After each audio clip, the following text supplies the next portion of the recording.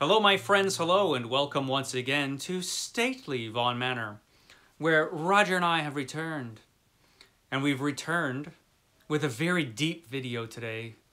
What is a book, anyway? Roger and I are asking that question. Of course, it is not the paper that the book is printed on. A book is just words. It's just words. Well, and occasionally pictures. That is the book. It's not the format. But I've noticed, since I've started making these dopey videos myself, I've watched lots of other people's videos. And a lot of readers seem to have very specific tastes and preferences when it comes to book formats and what they prefer. Some people love paperbacks and only want to read paperbacks and they don't like hardcovers at all. Other people love their ebooks and their e-readers and their Kindles, and others will not even touch them or look in their direction because they hate ebooks and e-readers. People have very specific preferences when it comes to this. And I've thought a lot about this because, of course, I have a house full of books in all kinds of different formats. And I wonder for myself how much this matters. And should it? Should it matter at all? And I was thinking about, the different ways that I've read books. And one of my favorite books, just to use an example, one of my favorite books of all time is this book. This is War and Peace. And this is the edition that I first read War and Peace in. This is just a Signet Classics big fat mass market paperback, which I'm not sure Signet Classics still does. I'm not sure they still make this. They should. But this is how I first read this book, translated by Anne Dunnigan. And I think of the two times that I've read this book, this is the time that I enjoyed it more. The first time I read it, of course, but I liked the translation. And something about the experience of reading it this way, which you think would be very, cumbersome and annoying to read. How long is this paperback? This is like 1,400 pages. It's a 1,400-page paperback, mass market paperback. You think this would be annoying as hell. So this is how I read it the first time. The second time I read it was on this. And I don't even remember the translation. I don't remember the translation. But I read it on the Kindle. And I like the Kindle, That's the second time I read it. Now, since the second time I read it, I have bought a fancy pants version of this book. This is my fancy pants version. This is the Easton Press War and Peace. The Easton Press edition of War and Peace with its lovely end papers. And, the lovely title page. And there's Grumpy Tolstoy there himself. And this, of course, is gigantic. I think it has illustrations in this. But since there's 9 million pages and, I'm thumbing through them, of course I can't find them. But this does have them in there. This has illustrations in here somewhere. So I bought this big fancy pants version because for a while I was buying fancy pants versions of my favorite books until this whole 500 book nonsense. Let's just forget all about that. But anyway, this is my fancy pants version. Now, one of these days, I am going to be reading War and Peace again. I'm going to read it at least one more time in my life because the book is that good. It stands up to multiple readings, definitely. And I do have this fancy pants lovely edition of it, which I'm sure would be wonderful to read. Am I going to be reading it in this fancy pants edition? Maybe, but probably not. Am I going to be reading it on the Kindle? Maybe. I suspect I will probably go back to this just because I had such a wonderful experience reading it in this format the first time. I don't know how much sense that makes.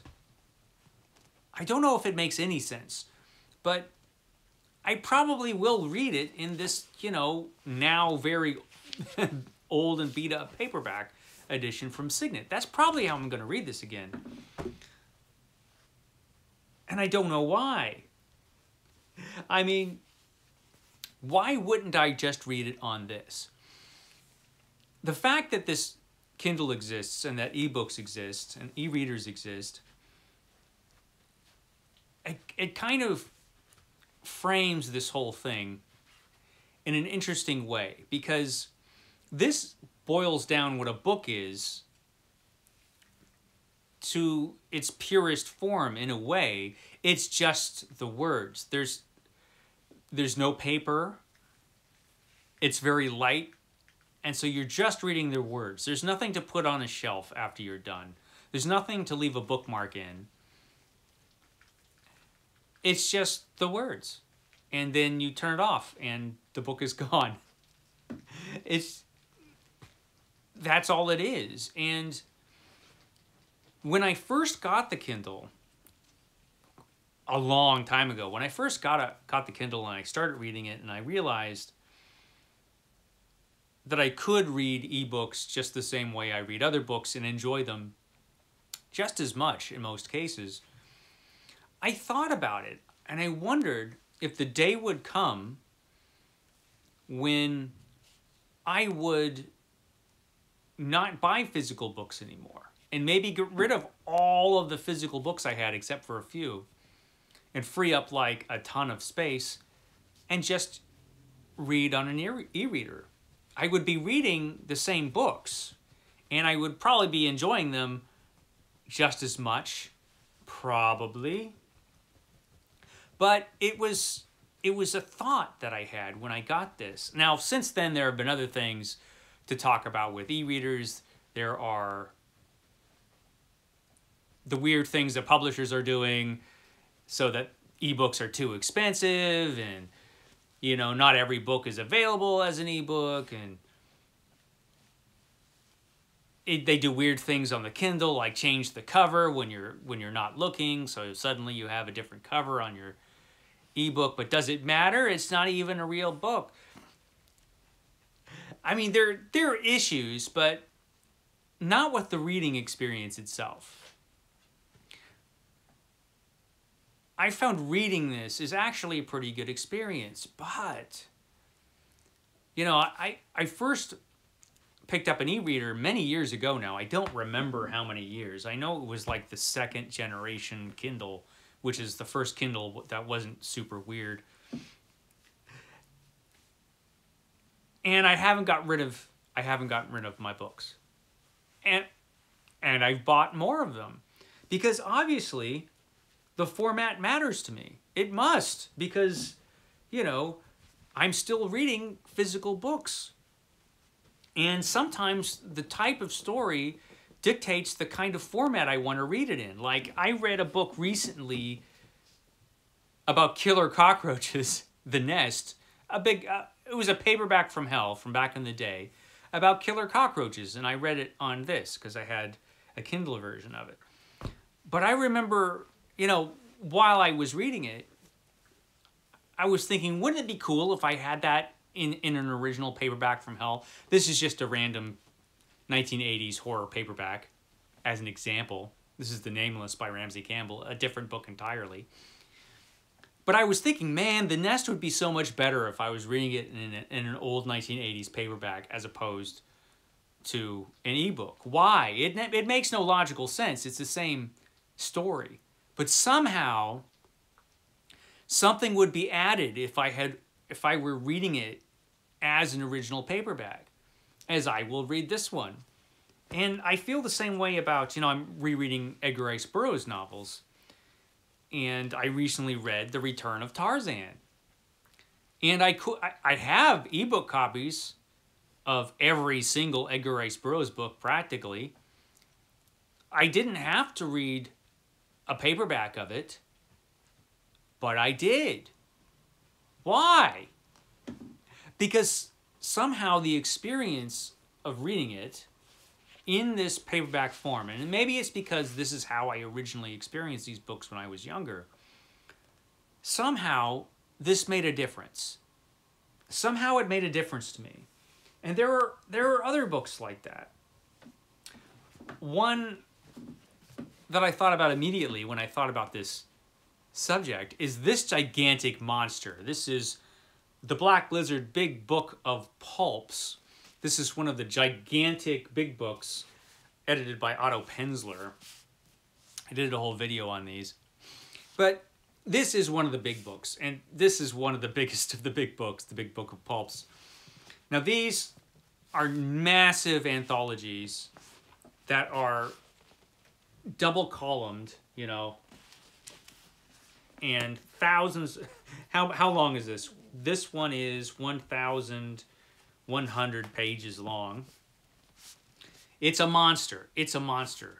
Over 1,000 double columned pages, and it's large enough to be unwieldy. You know, this is not something you're going to stick in your purse, you know, to take on the train.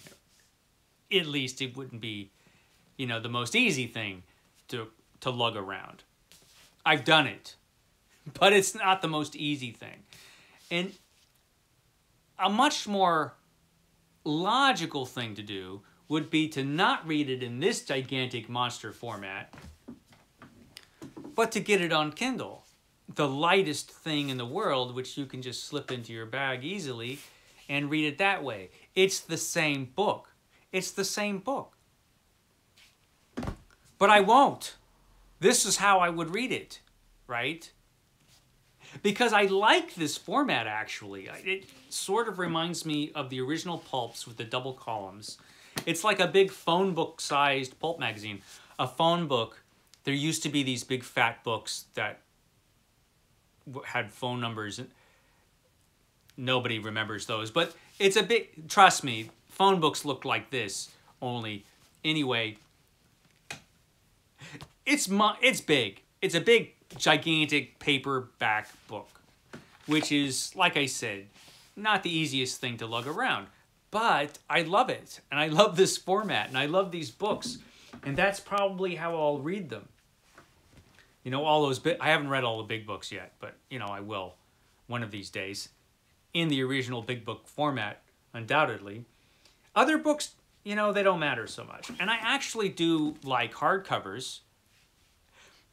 This is Howard Andrew Jones' Lord of a Shattered Land, which I read recently and is really good. This is the first edition hardcover of it. It's awesome. A lot of people don't like hardcovers. A lot of people like I said, the floppy books. This is Joe Abercrombie's The Heroes, and it's very floppy. Same size, just it has the flop. I'm not sure what the deal is with the floppiness and why people like the floppiness so much. Who cares if your book flops? You'd think there would actually be some disadvantages to that. I don't know, but people really seem to like that feature. Me, I don't know. I think I like hardcovers a little bit better. They seem sturdier and sounder in some way. I don't know, but does it really matter a whole lot? It shouldn't. And yet, mysteriously, it does. And it's mysterious. And I've literally been trying to figure out why this matters to me for years.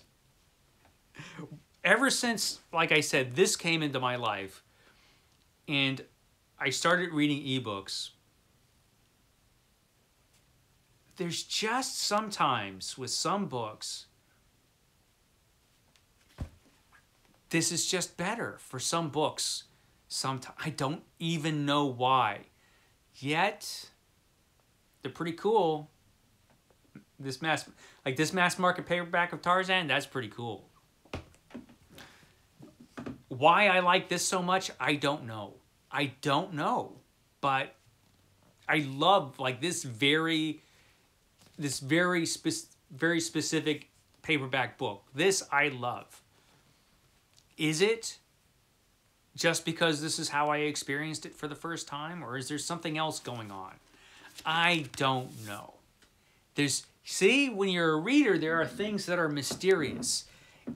And this kind of thing has its, level of mystery. I certainly love all of my fancy pants books, which I spend a ton of dough on, which I could have gotten for free, on this. And in fact, I've got a lot of these books on the Kindle. Why did I need to get that? Well, they do look good on the shelf. They do look good on the shelf. There's that. That's a good enough reason. I don't know. How much does it matter to you? What is your preferred format? I mean, it makes a difference. As readers, we spend a lot of time reading. So we might as well read the way we want if we can. I'll shut up now. I've gone on long enough. Roger, I will catch you next time.